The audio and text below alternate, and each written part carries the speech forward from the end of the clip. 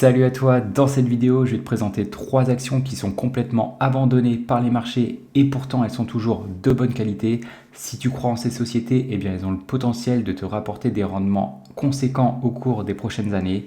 On va donc regarder ensemble les fondamentaux de ces entreprises afin que tu comprennes pourquoi je les trouve de bonne qualité et je t'indiquerai leur juste valeur en fonction de mes estimations. Moi c'est Max et sur cette chaîne je t'aide à mieux comprendre les marchés boursiers. C'est parti. Et on commence avec le célèbre éditeur de logiciels Adobe. Si tu es créateur de contenu, tu utilises forcément un de leurs outils, que ce soit Photoshop, Illustrator, Premiere Pro ou encore After Effects. Leurs produits sont tellement de bonne qualité et utilisés dans de nombreuses entreprises que les étudiants sont directement formés sur leur application. L'action a atteint un plus haut historique de 700 $ en novembre 2021.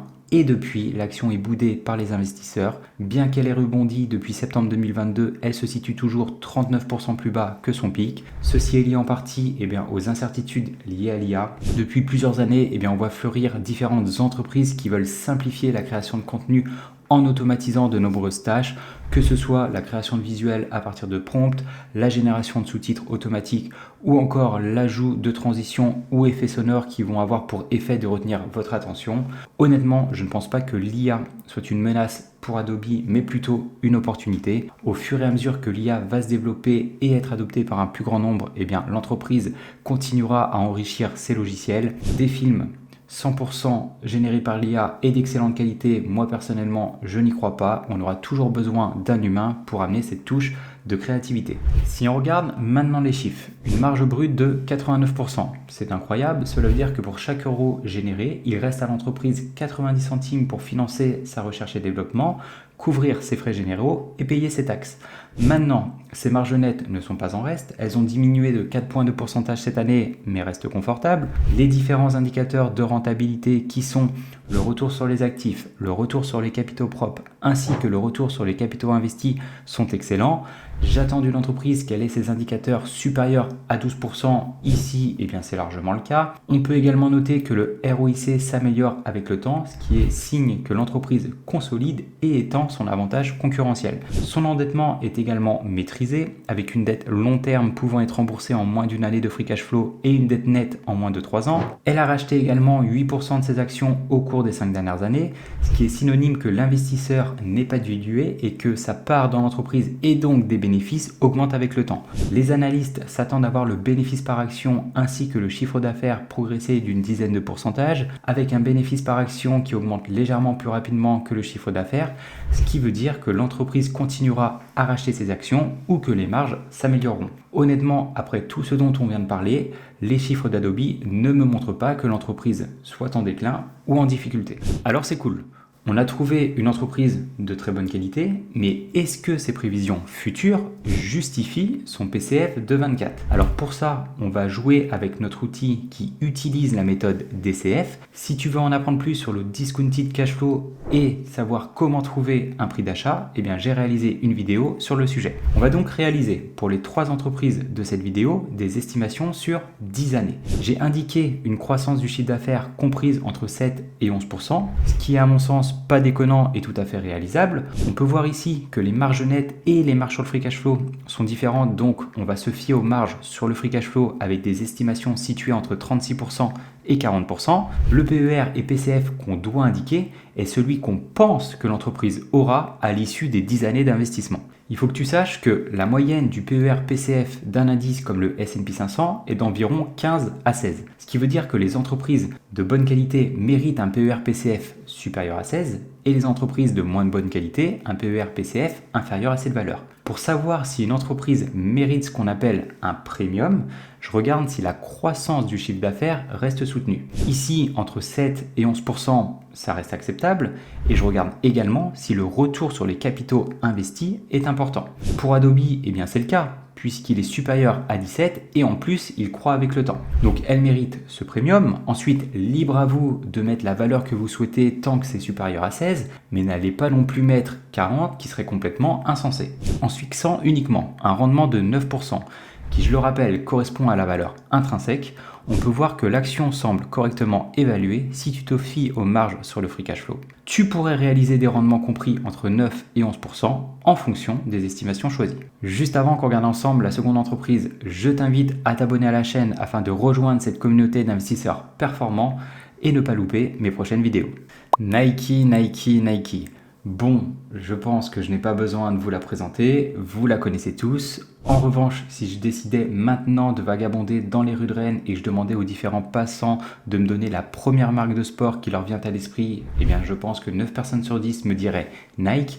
Et là où je veux en venir, eh bien c'est lorsqu'une entreprise est ancrée profondément dans notre quotidien, c'est un signe d'un véritable avantage concurrentiel. Malgré cela, l'entreprise est en chute libre en bourse, elle a atteint son plus haut historique en novembre 2021 et depuis, c'est la déroute. Elle vient tout juste de passer sous la barre des 70 $, revenant sur ses niveaux de 2019.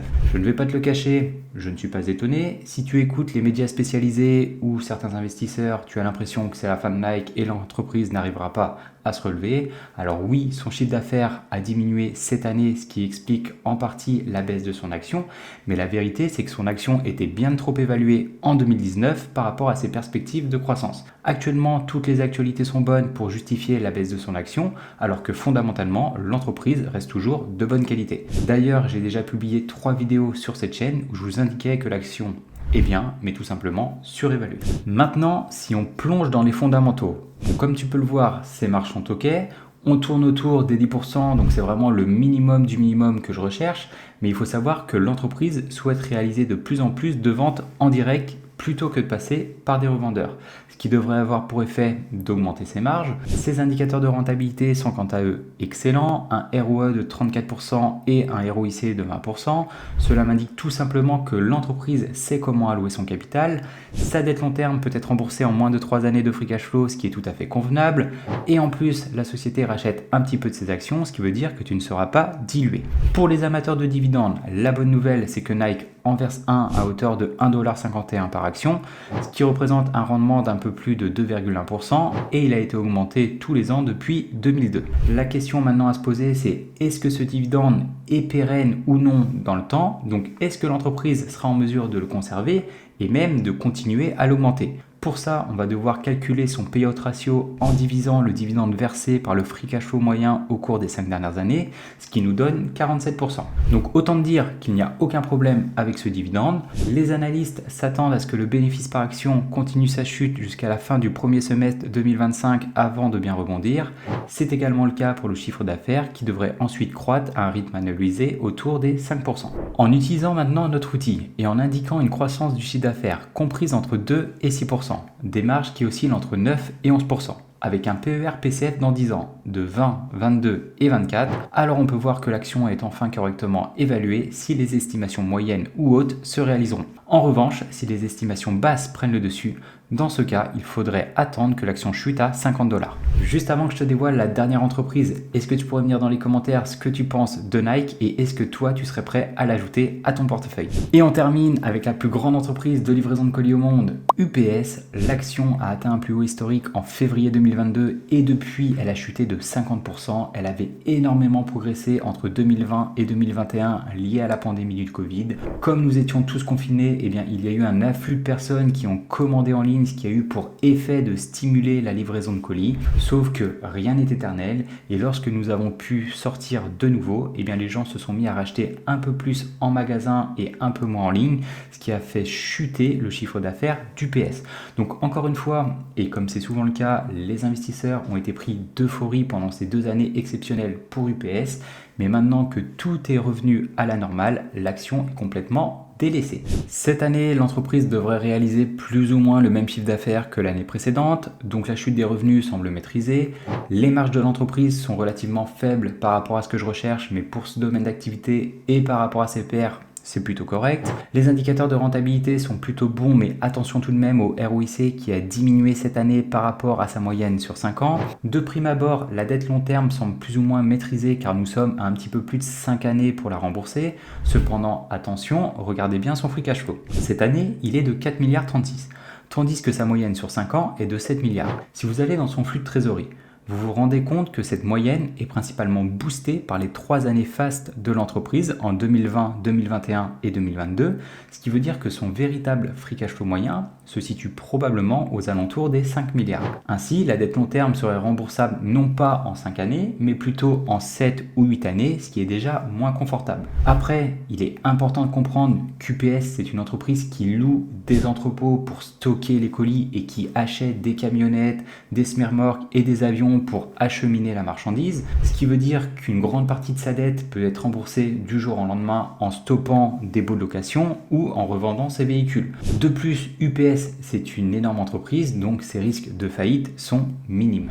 Elle verse elle aussi un dividende à ses actionnaires. Son rendement de 5,5% semble très intéressant, mais attention, il n'est pas pérenne. Cette année, elle a versé un total de 5,39 milliards alors qu'elle n'a généré que 4,36 milliards, ce qui veut dire que l'entreprise a dû taper dans ses comptes en banque pour verser ce dividende. Et je ne vais pas te le cacher, c'est pas ce qu'on aime voir, parce qu'à un moment donné, son compte sera à sec. Et ce qui est dommage, et je m'en rappelle très bien, c'est que son dividende était correct à l'époque, mais l'entreprise s'est sentie pousser des ailes et a décidé de l'augmenter de 50% en 2022, alors qu'elle aurait mieux fait d'utiliser son free cash flow pour se désendetter. Et maintenant que l'action s'échange à un PER de 17, elle devrait plutôt réduire ou couper son dividende pour racheter à l'appel ses propres actions et donc faire croître votre part dans l'entreprise. Les analystes s'attendent à voir le bénéfice par action rebondir au cours des prochaines années ainsi que le chiffre d'affaires, mais bien plus modestement. En réalisant les estimations que vous voyez s'afficher à l'écran, on peut voir que l'action est actuellement correctement évaluée si les estimations moyennes ou hautes se réaliseront.